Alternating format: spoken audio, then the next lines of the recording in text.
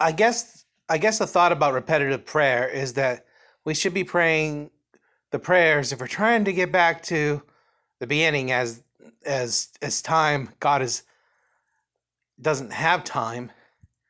He has time, but he's outside time.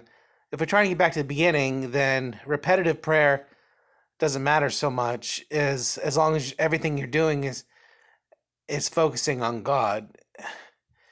Yes, I think that you can wear yourself out. This is what was taught during my RYT 200 RYT 300 training. That's going to be 500 something hour yoga teacher. Is that we pray silently these prayers. So really, that's where the rub is. I think that in Catholicism they're getting it wrong because you should be praying the rosary in your head. You should be praying the now the anchors don't have the rosary yet.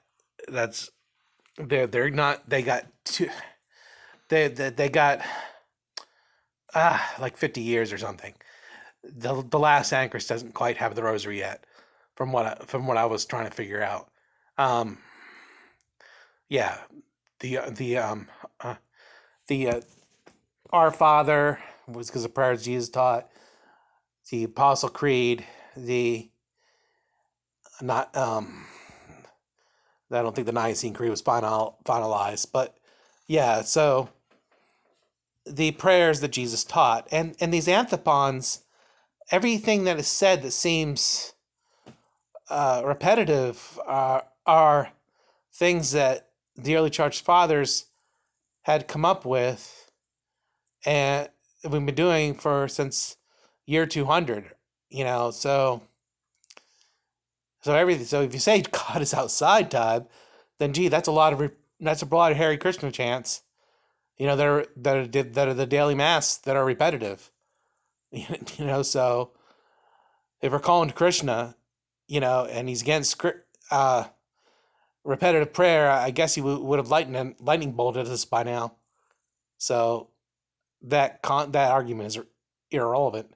So that's I mean I don't like how they treated these anchoress women. It kind of ticks me off. A lot of things in the church tick me off. Roman Catholic Church, other than East and West, it seems like we're uh, functioning off. Well, St. John Paul II said, we had a lung, so we're missing one lung. I mean, what the heck? That's where the constellation of philosophy, Saint Severus comes in because, it seems like the Great Schism didn't happen yet, but it was definitely that language that really got jacked up.